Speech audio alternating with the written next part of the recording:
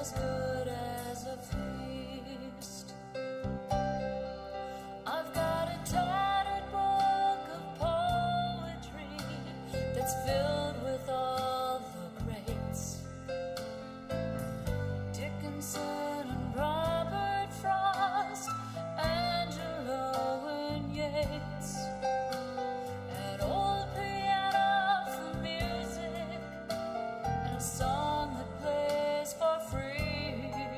I've got enough, enough is as good as a feast. I don't need a mansion or a genie to grant me a wish. I believe that he who knows he has enough is rich. Out back there's a garden that blesses my spring with peas. Later on in the summer, with tomatoes and beans. Sweet Williams and Cosmos and fragrant peonies. I've got enough, enough is as good as a feast. I don't need a mansion or a genie to grant me a wish. 'Cause I believe that she who knows she has enough is rich. I've got a couple of good friends and a place I go to pray, a love of which I'm certain, and I thank God for each day. A place to watch Orion and the sunrise in the east. I've got enough, enough is as good as a feast. I've got an apple tree and I've got honeybees. What else do I need? I've got enough, enough is as good as a feast.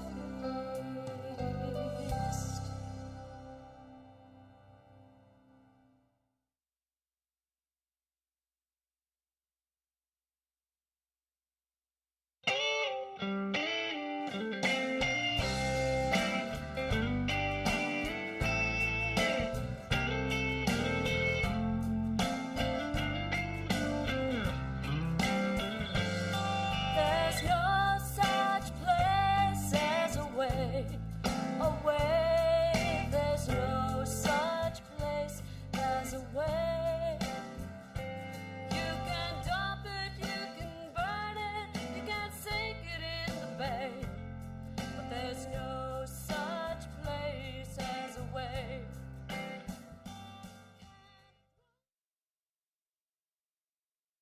Good morning. Welcome to Mount Vernon Unitarian Church. I'm the Reverend Christian Schmidt, the interim minister of this congregation. And as I always say, whether this is your first time with us or your 1001st, we want you to know you are welcome and we are glad to have you. Our church offers these Sunday services both in person and virtually to make sure they are accessible to as many as possible. So whether you're here in the chapel or joining us from home, you are welcome. We gather in these services to recommit ourselves to the mission of this congregation, which is to support one another in our spiritual journeys, to work for justice, to care for the earth, and to build the common good. And so it is good to be together.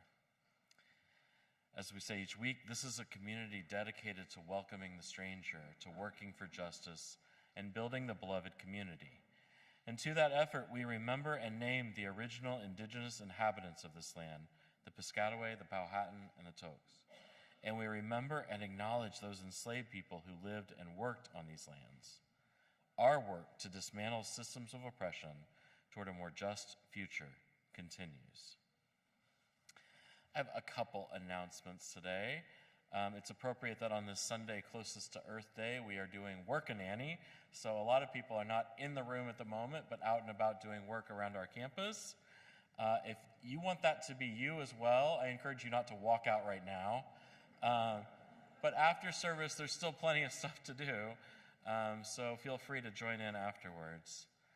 And they're working nannies regularly. This will not be the last chance you have either. So look forward to more information about that in the future.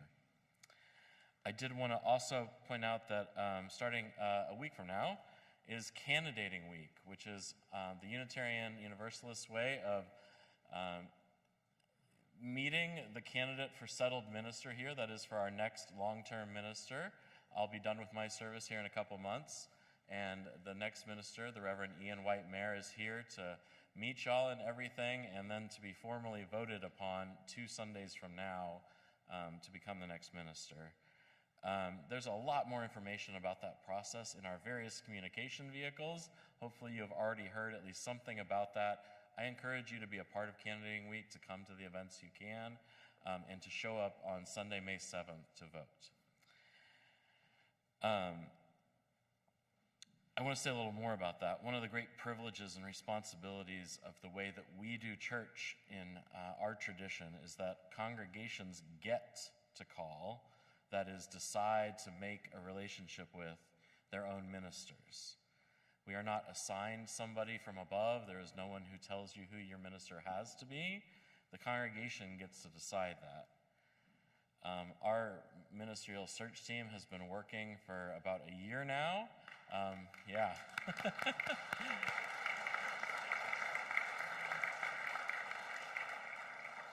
Putting in many hours a week to make this process possible, as have a lot of ministers on the other side. You don't get to see that work as much, but we put a lot of work into this process too. So it's really important, and it's a really wonderful thing. Candidating Week is a chance for you to get to know Reverend Ian, who I'm told likes to be called Ian. I keep saying Reverend Ian. I should say Ian. The candidate for ministry that the search team, after that exhaustive process, has selected. So please come to that, be a part of that, and get to know him and start to begin to imagine what the future of Mount Vernon Unitarian Church might look like together. In our services on each Sunday, we take a moment to greet one another, and I especially invite you to greet anyone you don't yet know well. So please take a moment to do that, and I will bring us back in with chimes when we're done in a moment.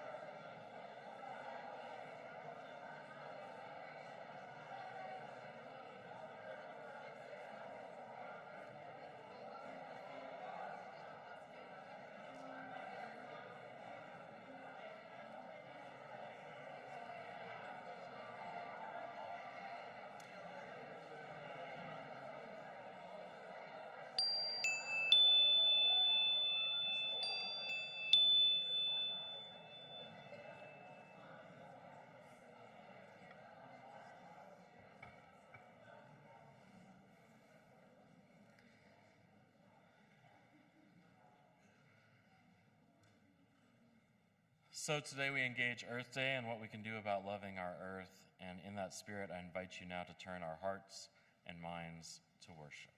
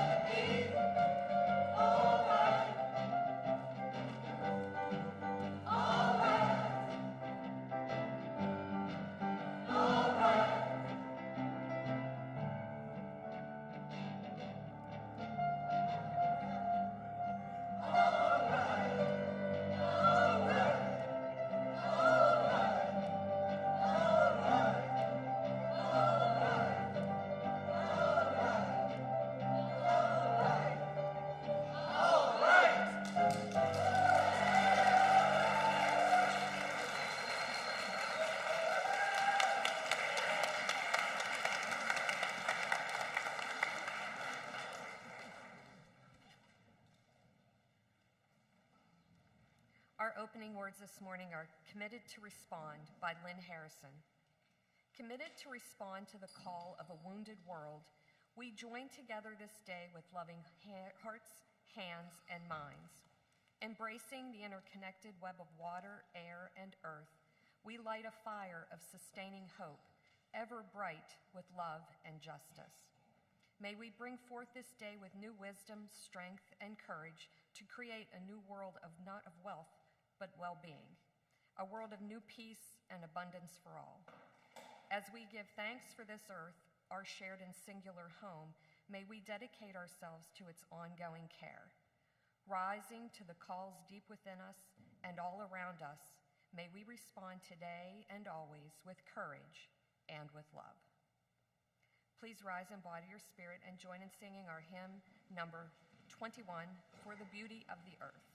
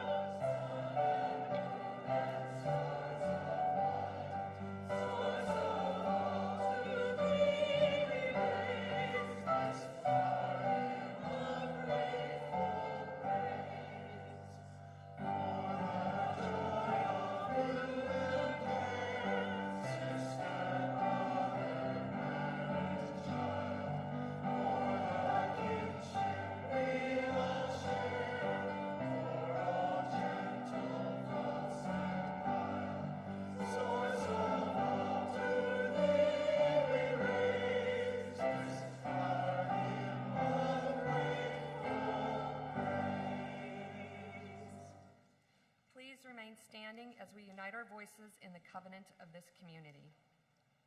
Love is the teaching of this church, the quest of truth is its daily task, and service is its prayer. To dwell together in peace, to seek knowledge in freedom, to serve life in community, to the end that all souls shall grow in harmony. This is our covenant with each and with all.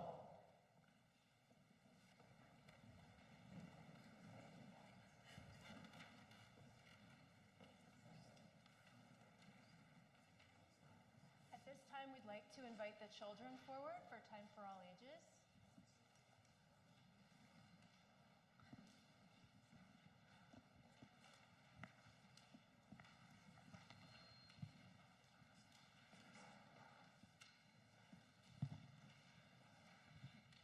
Welcome.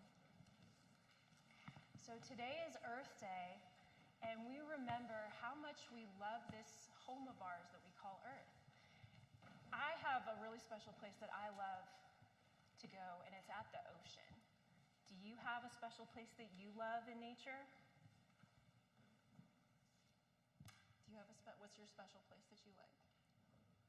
It could be the woods, it could be the park, it could even be one tree in your backyard. Do you have any special places that you could think of? Come a little bit closer. Yes? What is it? You don't remember right now? Okay. Let's take a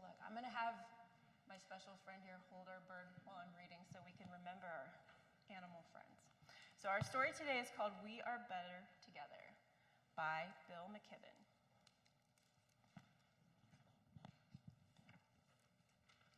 The human game is a team sport.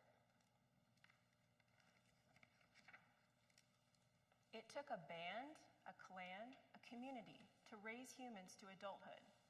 We hunted together in groups. With our complex language, we're able to keep track of one another. When we work together, we can do incredible things. We can harness the power of the sun.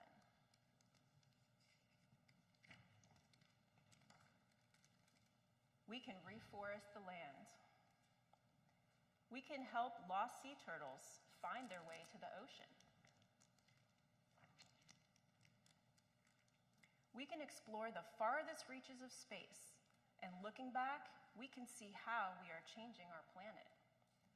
It is a beautiful, fragile place, worthy of protection.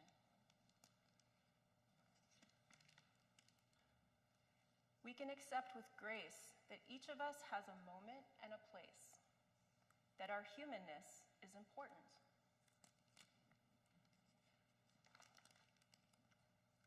We have the tools to allow us to stand up to the powerful and the reckless. We know the value of love.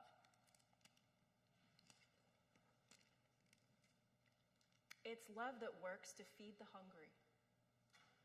It's love that comes together in defense of sea turtles and sea ice and all else around us that is good. It's love that lets each of us see we're not the most important thing on earth and makes us okay with that. It's love that welcomes us imperfect into the world. We live on an unbearably beautiful planet, a planet that needs us humans to play together, to cooperate. We're capable of acting together to do remarkable things. So, we'd best get started soon. And we are getting started today. Here, we have something called the Climate Action Committee, the Climate Action Team, and they work to help us look at ways that we can help our planet. And today we can think about other ways that we can help the planet by cleaning up trash outside or, noticing if there's litter. So let's go get started after service. Thank you. Join us in singing our children out to classes. It's in your order of service.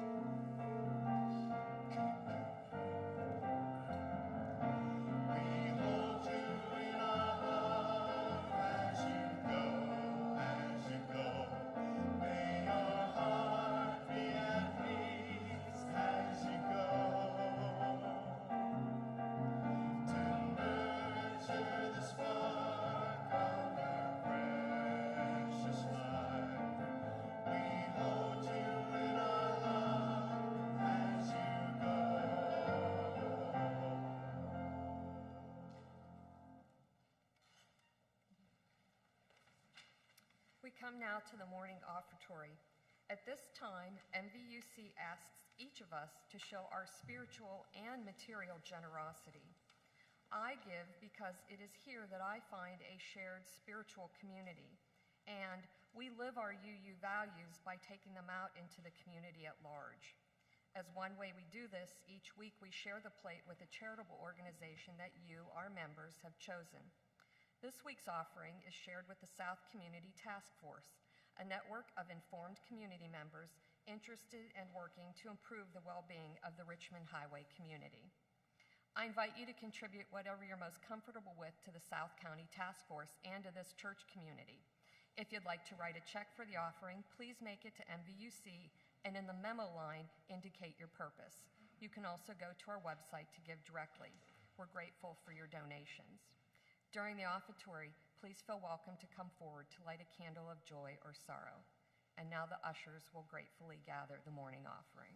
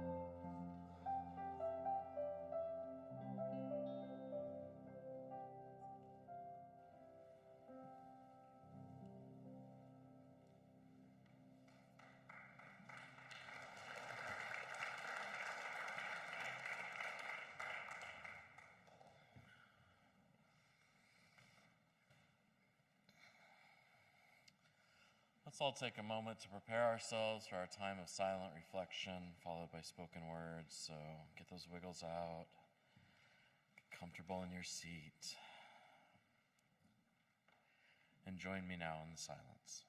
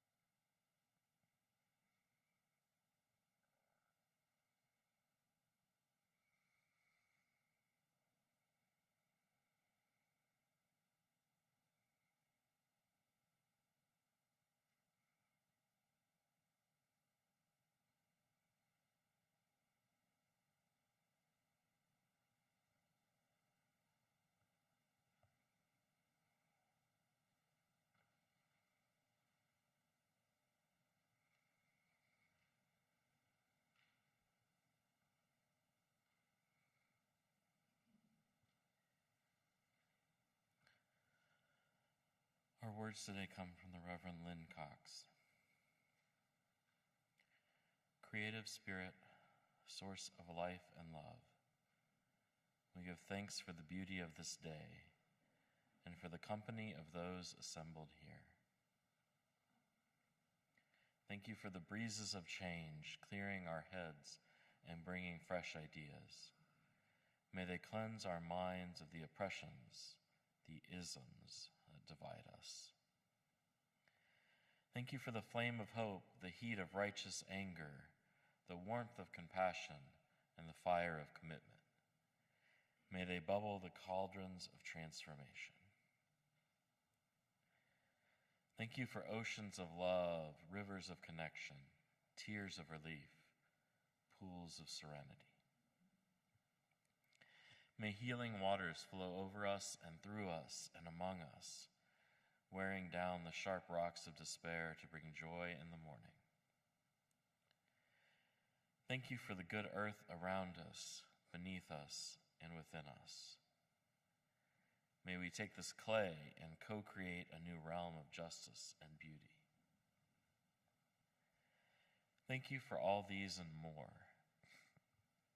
We accept our gifts and commit to building, sculpting, painting, singing, dancing them to life, to abundant life.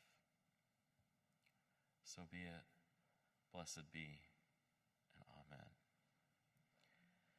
I invite us all to remain seated as we sing together again, hymn number 74, On the Dusty Earth Drum.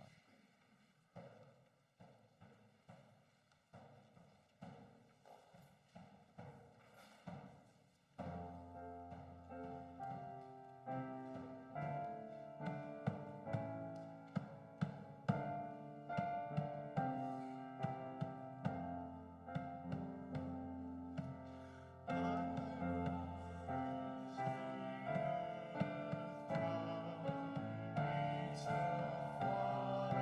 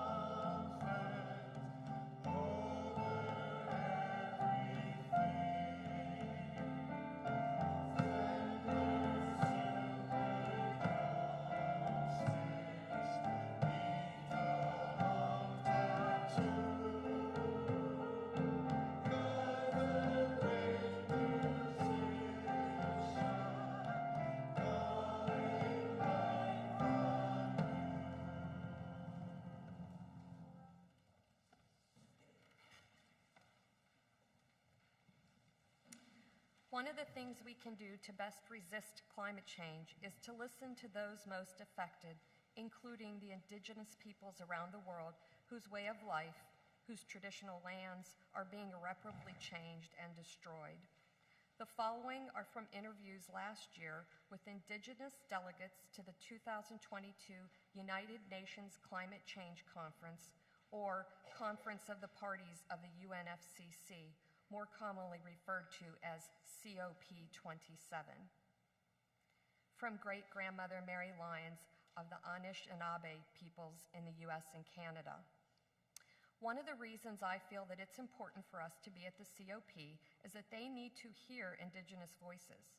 We make up the majority of the planet, and we are the original caretakers and gardeners of our lands. The rights of nature are very important. Without the rights of nature, there can be no us. We can fight for our rights, but if the rights of nature aren't there for us to live upon, then it's pointless. We have to be recognized, and we have to also recognize that we must take care of the air. If we keep putting everything in this air, all human life, all tree life, all animal life, everything is going to be affected by it. When you start breaking into the ground, you're going to start disturbing the memory of the water. From Jennifer Lasimbang of the Kadazan people in Malaysia. My community in Sabah, Malaysia is divided into many different parts. We have our coastal community, we have communities living by the rivers, and also in the mountains. What climate change is doing to us is mainly intensifying rainfall and unpredictable weather. You can imagine the flooding that is happening in my area. What I really want as an Indigenous person is the recognition of what Indigenous knowledge can contribute towards mitigating the effects of climate change. We really need the government to recognize the rights of the people, the security of tenure on where we live, our lands, our territories. We really need a declaration of a climate emergency and action. We Indigenous people on the ground are trying our best with very little resources. On top of not being recognized, we do not have the resources to do more based on what we've already known for thousands of years.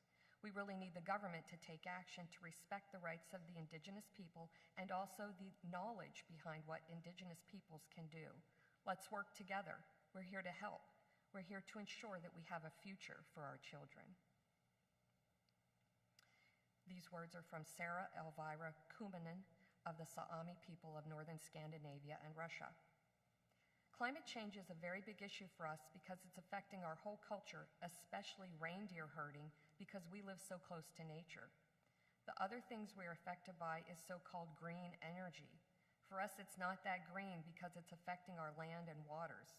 When you put up windmills, our reindeer don't want to be close to them because they're afraid of them.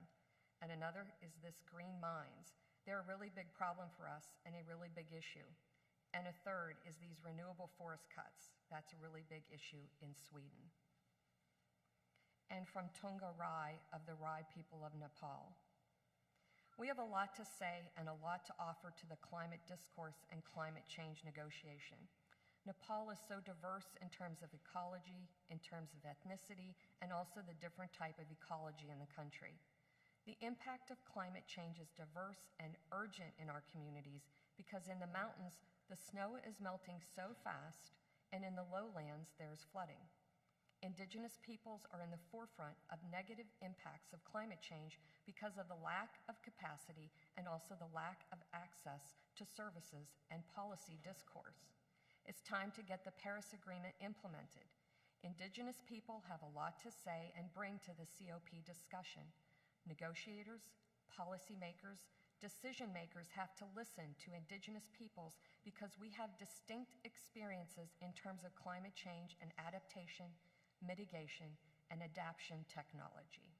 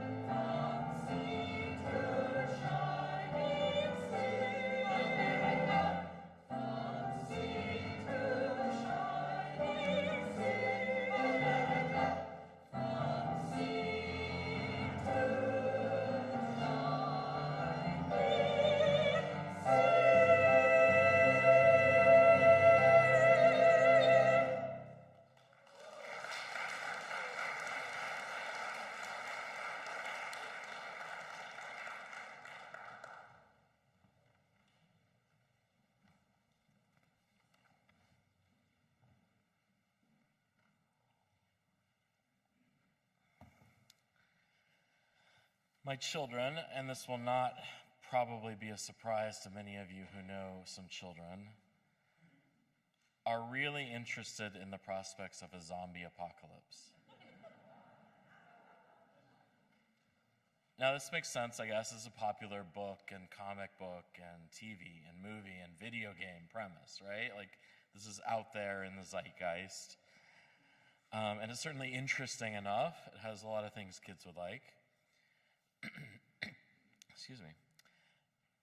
And so given this, I thought I would try to get one of my kids, who is notoriously hard to shop for, a zombie apocalypse preparedness kit, right? For the next occasion on which he gets a gift, his birthday or Christmas or whatever. I didn't know if these existed or not, but in my mind, as I was thinking about this, I was hoping for something kind of fun and funny, and so I Googled it. I thought it might have some kind of gag gifts, you know, and like kid-type snacks or whatever. I don't know exactly what I had in mind. But stuff that he might like. And even if it was sort of normal stuff, just branding it zombie apocalypse would be interesting, right? And instead, and perhaps I should have seen this coming, I encountered a lot of survival gear, like hardcore survival stuff. Packs to survive a natural disaster, clearly some things that had just been rebranded, all of my ideas, zombie survival, when they're really in the mode of what preppers or people who are preparing for a potential breakdown in their civilization have, right? This sort of stuff. And by the way, not just a few hits on this, like a lot of this stuff, a lot, at every price point you could possibly want to pay. In other words, there was not a lot of fun or funny stuff about this, I have to say. And it made me think about our world. Because the biggest dangers in our world today, I don't think, come from zombies or the prospect of the zombie apocalypse, or from aliens, or despite the rise of the artificial intelligence systems I've talked about here a couple times, I don't think that the specter of artificial intelligence and cyborgs and robots taking over and exterminating us is very likely. I will confess the prospect of nuclear war and the apocalypse that follows seems a lot more likely to me today than it did a couple of years ago. But all of that is secondary, because we know that the biggest threat to our own existence is us and our inability, unwillingness, both, to stop destroying our own planet, right? Many of you were here when I preached about horror fiction last fall on the Sunday near Halloween, and I pointed out there's a whole subgenre of entertainment devoted to this idea. It's called eco-horror. It has a name. The idea that eventually our planet and what we have done to it will get us. Either because the entire ecosystems will collapse, or because the planet will start striking back at us in some of the more fanciful ones. All right, we'll come back to that. Because that's a really downer of a way to talk about Earth Day, I'm aware. But Earth Day was first celebrated in 1970, after having been proposed a year earlier by the activist John McConnell. When I served in Berkeley, I knew people who knew John McConnell. From its beginning, it was about not just celebrating the Earth, but also taking care of it. A significant precursor to that first Earth Day was the 1969 oil spill off the coast of Santa Barbara, California, and the subsequent Environmental Rights Day that happened there a year later, just a few months before the first Earth Day. And so when I think about Earth Day, I think about not just celebrating our Earth, about what we have to enjoy and love about it, but also all the ways that we can do a little bit better. There are countless ways, big and small, to make a difference in combating climate change specifically.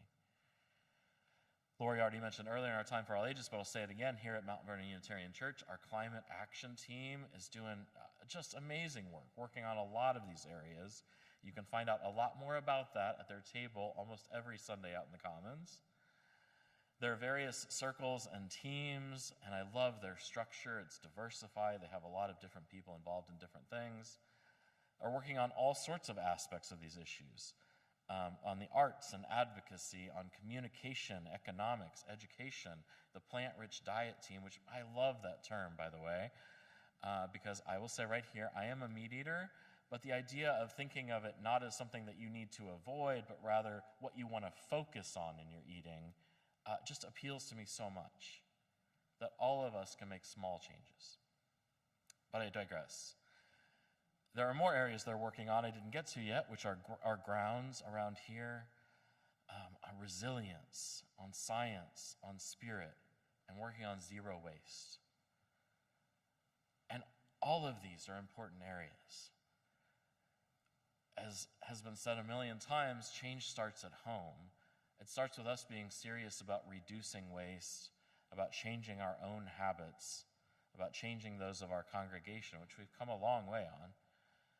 For me, I find that the easier I make it for myself, the more likely it is to happen. I realize that's a really obvious truism, but it's so important. If you make things easy to do, you will do them. So at our home, we do meatless meals once a week. We actually do them more than that, but we commit to once a week because we know we can do that. That's a step we can actually do. We recycle, and part of the way I do this is that the containers for the recycling are right next to the trash can. So it's so easy to do. I try to use reusable bags, and I'm notoriously bad about this, but I find that if I actually put them in the car when I'm done with them, they will be there the next time so that I might actually remember to use them. In other words, if I make it easy for myself, it might actually happen, right? But the other truism about climate change is that our individual efforts, the efforts we make to change our own habits, are not going to be enough. Not even close, I'm sad to say.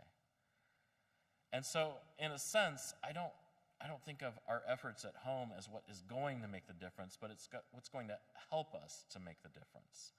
Our efforts at home are almost like a lab, like a trial run, a proof of concept. If I can make a household that isn't contributing to climate change, or is at least contributing a whole lot less to it, maybe even improving the climate in some way, then that can show that larger scale change is also possible. And we've seen this over and over and over again. Now, I'm a big believer too, and I've said this many times here, that our challenges and their solutions are always interlinked. Whenever we're dealing with an issue alone, we're not. That issue is connected to other things that matter too. And I want to be really honest about this in this discussion, because one of the reasons that climate change is so difficult to tackle is that our economy was built around fossil fuel consumption. And perhaps more to the point, corporations' profits have depended upon fossil fuels. And the reluctance to adapt and implement cleaner technologies is in large part about that fact. Not just corporations, but our own government. I share this because it was such a shocking thing to me first, though it makes sense, I suppose. The U.S. military's emissions are about 51 million metric tons of CO2, the equivalent thereof, annually in the last 2 years. This data is about a year old, but this is the most recent data we have. And that's more than all but the 60 highest polluting countries in the world, not just their militaries, but the entire output of those countries. So our military pollutes more than Portugal, for instance, or more than Sweden or Norway or Ireland. And moreover, though the military is theoretically required to follow environmental regulations, the truth is that there are so many exemptions that it almost doesn't matter. And I say this not to attack our military in particular, the opposite really, actually, because I think we and our military can do better. The United States military, the United States government has been one of the prime drivers of innovation in our world for decades and decades. There's no good reason that our military and our government, that our corporations, that ourselves can't be leaders in green technologies. And in some ways, we already are, but we can do better. that there aren't any good reasons why we can't be working to mitigate climate change and heal the harm done, because it's not a matter of a lack of ability or a lack of resources or a lack of good ideas. It's simply a matter of will. I say simply. It's more than that, perhaps. So I often think of the quote by Dr. Martin Luther King Jr. You're probably familiar with this. I'm pretty sure I've said it here before. But in 1968, he said this, and I'll quote, "There is nothing new about poverty. What is new," and again, 1968 we're talking here, "what is new is that we now have the techniques and the resources to get rid of poverty. The real question is whether we have the will."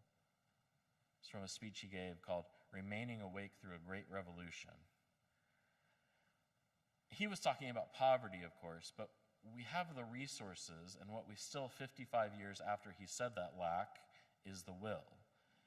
He was speaking about poverty, and we haven't solved that yet, but the same could certainly be said of climate change. We have resources. We have ideas and technologies. Heck, just stopping the damage we're still doing would be a huge step. And this goes back to what I said earlier. If I, just me I'm talking about, make the right thing also the easy thing to do, then I will actually do it, at least most of the time. But if doing the right thing every time relies upon me doing something really hard, I confess I will fail sometimes. I am not strong enough. I do not have the energy and the willpower to be perfect every time, and none of us do. Corporations count on this fact too. They make things as easy as possible for us. But often, the thing they make easy is not the most sustainable or ethical thing, no. Do you think body wash with its disposable plastic containers became more popular than soap bars, which have recyclable paper wrapping, by accident? No, that was not an accident. It's because the body wash is cheaper to make even with those plastic bottles. It has a bigger profit margin than soap bars. Never mind that it creates untold tons of plastic waste. I love that example, and I confess that I still use body wash. I want to do better, though. I really do. But we have to make things easy. And that's why I'm a big fan of things like tax credits for green technology. I think we have to put in widespread, easy-to-use infrastructure for green power, because if it's too hard, people will not do it. All of these things make it easier. And that's where I go back to one of the things that our climate action team talks about frequently, the advocacy work that members of our congregation and activists across our community and state and nation and world are engaged in. It takes structural change to make the level of difference we need, and that takes worldwide activism. Our small part matters, but it's a contribution to that. And all of our contributions together can add up to something special. I find it so easy to love our earth in the abstract. I want to make loving our earth easy in the practical too. And if it can't be made easy, we need to make it required. Because I'm a realist. And our world needs us and our small and large efforts every day, and especially on this Earth Day. May it be so.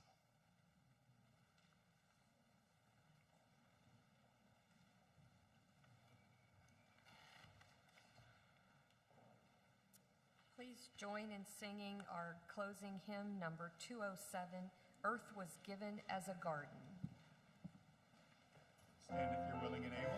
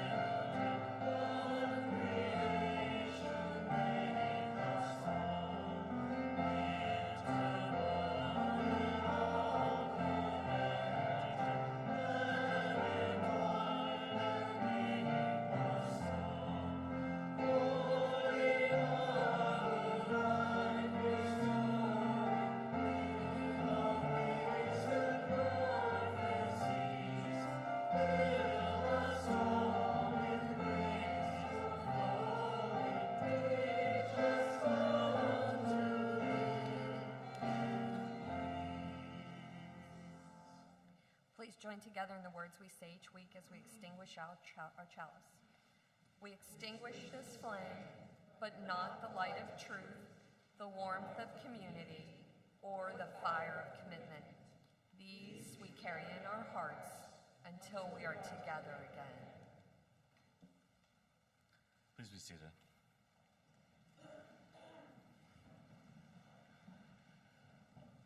Our benediction today. Spirit of life, God of great love, they who are holy and known by many and no names at all, please be here for those who gather and those who still seek you. Spirit of life, God of great love, this is our humble ask to push us, challenge us, guide us to do better for our world. Love us into being, inspire us to put our values into action for all of us and for our world. Our worship is ended and our service begins. Please remain seated for our postlude.